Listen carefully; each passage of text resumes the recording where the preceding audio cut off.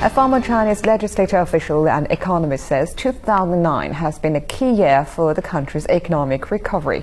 Cheng Si-wei believes the economy will continue to improve in 2010, but he also outlines the three challenges that could hurt China's long-term growth.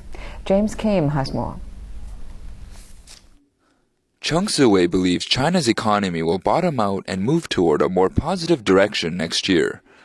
But he also warns that high economic growth could also bring several challenges that have to be addressed. The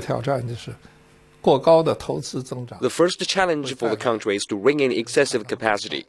For instance, China's steel industry currently has 200 million tons of excessive output. Investments should not follow to traditional industries, but go to emerging sectors. While continuing its stimulus measures, China should stick to sustainable economic growth. Cheng adds that new energy sectors will be important for China's economic growth next year. He also suggests the country should boost investment in modern service industries, including logistics, financial services, exhibition management, and consulting agencies. He also urged local authorities to avoid accumulating large debts, which could eventually lead to financial losses for the central government.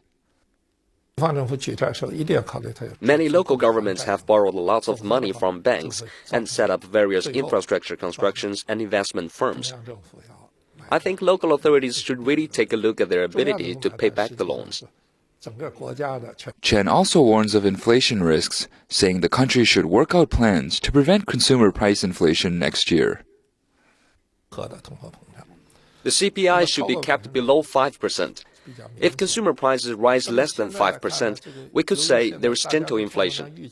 If consumer prices are up more than 5%, we could say there is obvious inflation.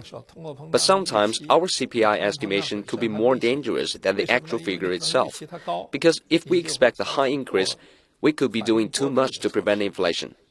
People will only feel safe if consumer prices are forecasted to grow below 5%.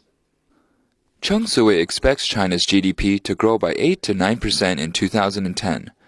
But he also warns there is no need for the country to keep chasing high economic growth, because it could be unhealthy for China's long-term development.